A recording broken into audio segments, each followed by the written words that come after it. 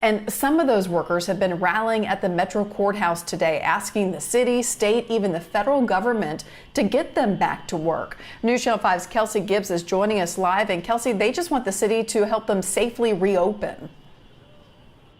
That's exactly right, Carrie. They're asking the city to open bars and some live entertainment venues with the same protocols as restaurants. And we do know that some live independent venues are asking the federal government to help them do so.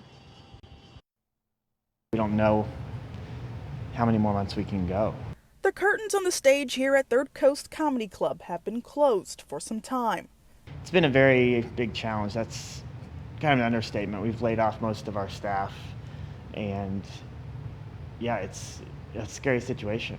Co-owner Luke Watson says they've been closed since March and tried opening again when Nashville briefly enacted Phase 3, but he says it was difficult. A lot of independent venues like ours were the first to close, will be the last to open. Watson says he applied and received a PPP loan, but the club needs more help.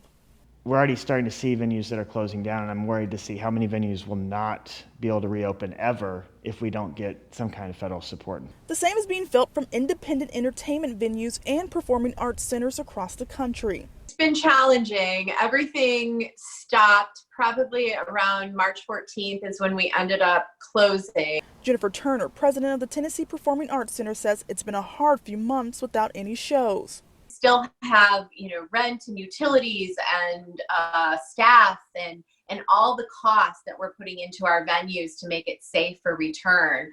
And in order for them to do that, Turner is hoping Congress can help. Save Our Stages legislation is so important because it gives all of these organizations the much needed funding that they can survive. If passed, the Save Our Stages bill would provide 6 months of small business administration grants to qualifying independent venues. The financial support will help keep venues afloat, pay employees, and preserve a critical economy for communities across the country. This period and this pandemic, we can all come back stronger than ever. These venues are asking supporters to call their local lawmakers in Washington to support the bill. They're also asking people to make online purchases of gift cards or merchandise to help them stay afloat. Reporting live in downtown Nashville, KELSEY GIBBS, News Channel 5.